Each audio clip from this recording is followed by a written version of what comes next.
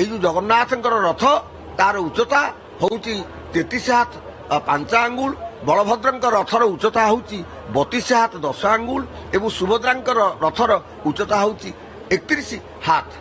ତେବେ ଜଗନ୍ନାଥଙ୍କ ରଥରେ 832 ଖଣ୍ଡ କାଠ, ବଳଭଦ୍ରଙ୍କ ରଥରେ 763 ଖଣ୍ଡ କାଠ, ସୁଭଦ୍ରାଙ୍କ ରଥରେ 593 ଖଣ୍ଡି କାଠ ସଂଯୋଜିତ ହୋଇଛନ୍ତି।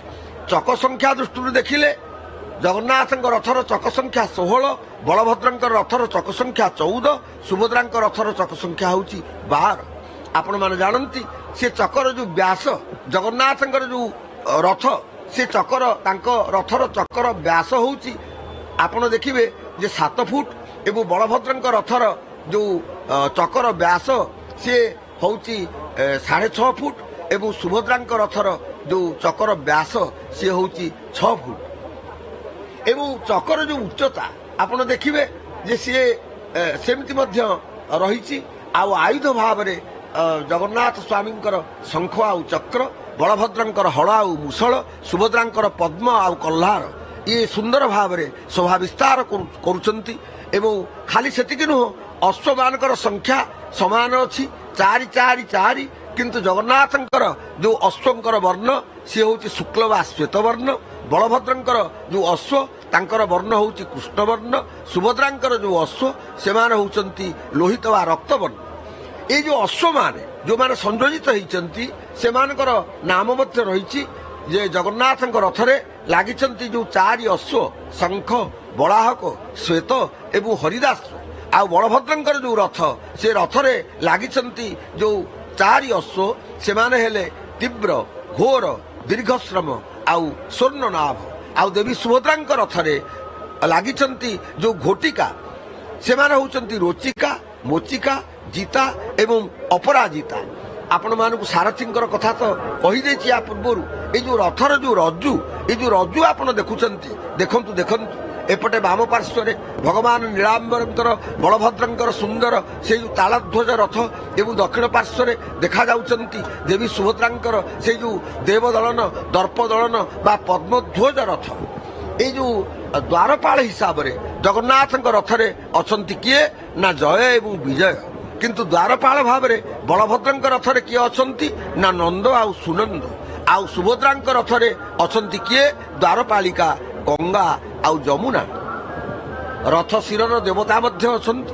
ଜଗନ୍ନାଥଙ୍କର ଯୋଉ ନନ୍ଦିଘୋଷ ରଥ ବା ଯାହାକୁ ଆମେ କହୁଛୁ କପିଧ୍ୱଜ ବା ଗରୁଡ଼ ଧ୍ୱଜ, ସେ ଗରୁଡ଼ ଧ୍ୱଜ କପିଧ୍ୱଜ ରଥ, ନନ୍ଦିଘୋଷ ରଥ, ସେ ରଥ ଶିରରେ ଦେବତା ଅଛନ୍ତି କିଏ ନା କଲ୍ୟାଣ ସୁନ୍ଦର। ଆପଣ ଦେଖୁଛନ୍ତି ଯେ କେହି ଜଣେ ଯୋଉ ମୟୂର ପୁଚ୍ଛର ସୁନ୍ଦର ଗୋଟେ ପରିପାଟିରେ ଶୋଭିତ ହୋଇ ସେବେ ନୃତ୍ୟ କରିବା ପାଇଁ ବୋଧେ ସମ୍ଭବତଃ କାମନା ବ୍ୟକ୍ତ କରୁଛନ୍ତି। ଏବଂ ରଥ ଶିରର ଦେବତା ଜଗନ୍ନାଥଙ୍କ ରଥରେ କିଏ ଅଛନ୍ତି ନା କଲ୍ୟାଣ ସୁନ୍ଦର ଅଛନ୍ତି। ଆଉ ବଳଭଦ୍ରଙ୍କ ରଥରେ ଦେବତା ରଥ ଶିରରେ ଅଛନ୍ତି ସ୍ୱୟଂ ଅନନ୍ତ ନାଗ। ଆଉ ଦେବୀ ସୁଭଦ୍ରାଙ୍କ ରଥରେ ଅଛନ୍ତି କିଏ ନା ଦେବୀ ଭକ୍ତି ସୁମେଧା ଅଛନ୍ତି। ଆଉ ଇଏ ଯୋଉ ଚାରଣଙ୍କର କଥା ମଧ୍ୟ ଟିକେ ଆମେ କହିବା, କାରଣ ଜଗନ୍ନାଥଙ୍କ ରଥରେ ଚାରଣ ଅଛନ୍ତି ନଳ ଆଉ କୁବର, ଆଉ ବଳଭଦ୍ରଙ୍କ ରଥରେ ଅଛନ୍ତି ମହାସିଦ୍ଧ ଏବଂ ଉଲେମି, ଆଉ ଜଣେ ମାତ୍ର ଚାରଣ ଅଛନ୍ତି ସୁଭଦ୍ରାଙ୍କ ରଥରେ, ସିଏ ହେଉଛନ୍ତି ମହାକର। ସେମିତି ଇଏ ରଥ ସାଧାରଣ ନୁହନ୍ତି, କାରଣ ଅନେକ ଦିବ୍ୟ ଶକ୍ତି ଦ୍ୱାରା ମାନେ ପରିବୃତ୍ତ, ପରିବେଷ୍ଟିତ ଏବଂ ପରିମଣ୍ଡିତ ଇଏ ରଥ ଆପଣମାନେ ଦେଖୁଛନ୍ତି। ମୈତ୍ରୀ ବଡ଼ଦାଣ୍ଡ ଏବଂ ଯୋଉ ଶକ୍ତିର କଥା କହୁଥିଲି, କାରଣ ବିନା ଶକ୍ତିରେ ଏ ଜଗତରେ ତ କିଛି ସମ୍ଭବ ନୁହେଁ। ଗର୍ଭାଧୀଶ୍ୱରୀ ଯୋଉ ଶକ୍ତି ସେ ଯୋଉ ସୁଭଦ୍ରାଙ୍କ ରଥରେ, ବଡ଼ ଠାକୁରଙ୍କ ରଥରେ, ଜଗନ୍ନାଥଙ୍କ ରଥରେ ସେ ଗର୍ଭାଧୀଶ୍ୱର ଶକ୍ତି କିଏ ନା ଆପଣ ଦେଖିବେ ଜଗନ୍ନାଥଙ୍କ ରଥରେ ଅଛନ୍ତି ବିମଳା, ଉତ୍କର୍ଷିଣୀ, କ୍ରିୟା, ଯୋଗା, ଆଜ୍ଞା, ଅନୁଜ୍ଞା, ପ୍ରଜ୍ଞା ଏବଂ ମେଧା। ସେମିତି ବଳଭଦ୍ରଙ୍କ ରଥରେ ଏଇ ଗର୍ଭାଧୀଶ୍ୱର ଯୋଉ ସ୍ୱର ଶକ୍ତି ଆପଣ ଦେଖିବେ ଯେ ସେ ଗର୍ଭାଧୀଶ୍ୱର ଶକ୍ତି ତୁଙ୍ଗା, ତୁଙ୍ଗଭଦ୍ରା, ପ୍ରଭା, ସୁପ୍ରଭା, ଧାତ୍ରୀ, ବିଧାତ୍ରୀ ଇଏ ସବୁ ରହିଛନ୍ତି ଏବଂ ନନ୍ଦା ଆଉ ସୁନନ୍ଦା। ସେମିତି ଆପଣ ଦେଖିବେ ଯେ 8 ଜଣ 8ଟି ଶକ୍ତି ଜଗନ୍ନାଥଙ୍କ ରଥରେ ଆଠଟି ଶକ୍ତି ବଳଭଦ୍ରଙ୍କ ରଥରେ ଏବଂ ସେମିତି ଆଠଟି ଶକ୍ତି ରହିଛନ୍ତି ଦେବୀ ସୁଭଦ୍ରାଙ୍କ ରଥରେ। ସେ ଗର୍ଭାଧୀଶ୍ୱରୀ ଶକ୍ତି ହିସାବରେ କିଏ ଅଛନ୍ତି ନା ଶକ୍ତି, ସପ୍ତା, ଜୟା, ବିଜୟା, ଘୋରା, ଅଘୋରା, ସୂକ୍ଷ୍ମା ଆଉ ଜ୍ଞାନା। ଏ ରଥର ଯୋଉ ଧ୍ୱଜାରେ ଯୋଉ ଦେବତା ଅଛନ୍ତି ଆପଣ ଦେଖିବେ ଧ୍ୱଜାରେ ଦେବତା ନ ରହିଲେ କେମିତି ହବ। ଜଗନ୍ନାଥଙ୍କର ନନ୍ଦିଘୋଷ ରଥରେ ଯୋଉ ଧ୍ୱଜା, ସେ ଧ୍ୱଜାର ଦେବତା ହଉଛନ୍ତି କିଏ? ସେ ଧ୍ୱଜାର ଯାହାକୁ ଆମେ ଇଂରାଜୀରେ କହୁଛୁ ଫ୍ଲାଗ ଗଡ୍, ସେ ଧ୍ୱଜାର ଦେବତା ହଉଛନ୍ତି ହନୁମାନ। ଆଉ ବଳଭଦ୍ରଙ୍କର ଯୋଉ ସୁନ୍ଦର ରଥ, ତାଙ୍କ ରଥର ଧ୍ୱଜାରେ ଅଛନ୍ତି ଦେବତା କିଏ ନା ଅନନ୍ତ ନାଗ। ଆଉ ଦେବୀ ସୁଭଦ୍ରାଙ୍କ ରଥରେ ଅଛନ୍ତି ସେ ଧ୍ୱଜାର ଦେବୀ ଭାବରେ କିଏ ନା ସ୍ୱୟଂ ତ୍ରିପୁର ସୁନ୍ଦରୀ। ଆହା କେତେ ସୁନ୍ଦର, କେତେ ମନୋହର ପରିପାଟିରେ ଏ ରଥମାନେ ସମସ୍ତ ସତ ଯେମିତି ଆକାଶକୁ ସ୍ପର୍ଶ କରି ଯାଉଛନ୍ତି ଏବଂ ସୁନ୍ଦର ଭାବରେ ବିମଣ୍ଡିତ ପୁଷ୍ପରେ ମଣ୍ଡିତ ହେଇଛନ୍ତି ଆମର ଶ୍ରୀମନ୍ଦିର ଏବଂ ଦେଖାଯାଉଛନ୍ତି। ଏବେ ସେଇ ଅପୂର୍ବ ଯୋଉ ସିଂହଦ୍ୱାରର ଯୋଉ ଅପୂର୍ବ ଅଂଶ, ସେ ଅଂଶକୁ ଆପଣମାନେ ବର୍ତ୍ତମାନ ଅବଲୋକନ କରୁଛନ୍ତି।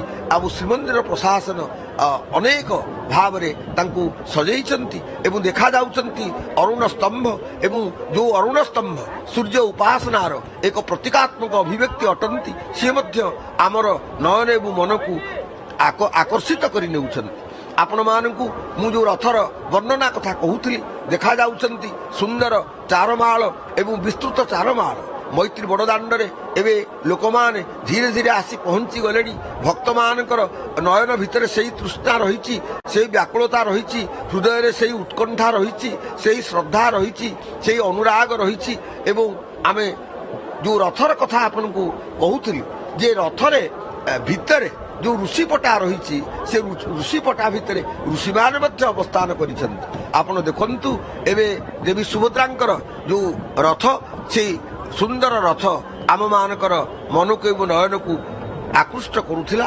ଏବେ ଦେଖାଯାଉଛନ୍ତି ଦୂରରେ ଭଗବାନଙ୍କର ସେଇ ଅପୂର୍ବ ଦେବାୟତନ, ଯାହାର ନାମ ହେଉଛି ଶ୍ରୀମନ୍ଦିର ବା ଶ୍ରୀବତ୍ସ ଖଣ୍ଡଶାଳ।